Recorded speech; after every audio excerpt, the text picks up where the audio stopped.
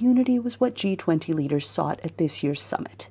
And it's what they say they got, with language that called for a comprehensive, just, and durable peace in Ukraine, but that stopped short of naming Russia as the aggressor.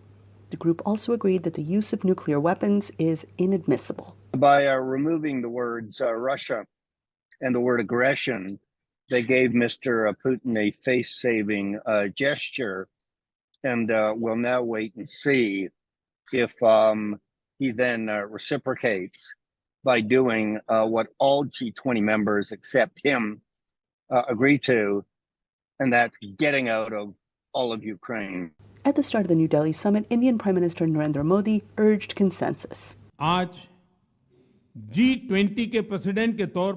Today, as the president of G20, India calls upon the entire world to first convert this global trust deficit into faith.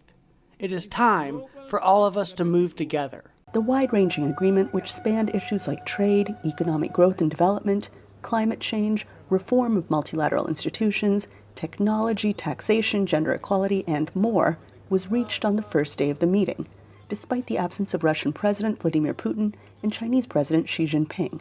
Both were represented by senior officials. Washington's argument for supporting Ukraine hinged on the significant economic consequences of the conflict, the White House told VOA. The war in Ukraine has put a huge strain on lower middle-income countries when it comes to food security, energy security, inflationary pressure.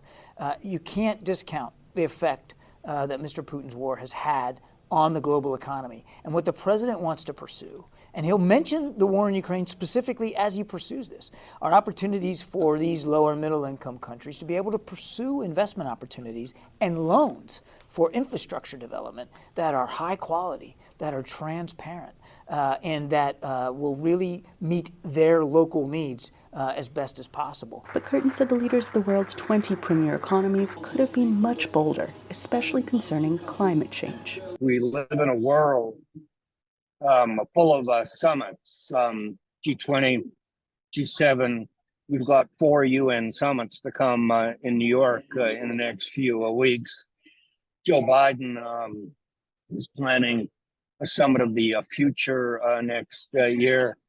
But what's the point if you just get these fine communiques, the fine promises too, we commit to, we agree, and then nothing gets done once the leaders go home. President Joe Biden will first make a stop in Vietnam to strengthen ties with that nation before heading home to mark a day that has had grim resonance in the U.S. and beyond for 22 years. September 11th. Anita Powell, VOA News, New Delhi.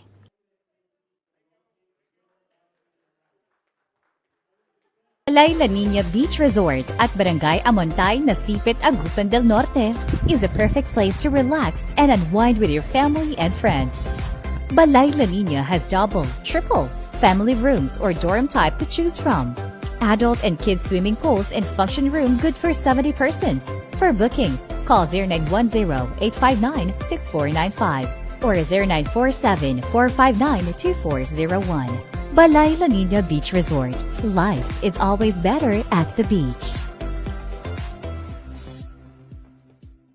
Caraga Nights, in partnership with Maharlika Charity Foundation and Smile Train, will conduct a free cleft lip palate surgical mission on September 25, 2023 at the Holy Child Colleges of Butuan Hospital in cooperation with Mayor Ronnie Vic C. Lagnada and Equiparco Construction Company, now celebrating its 35th year anniversary. Magpalista na. Text or call CK 0946 382 1333.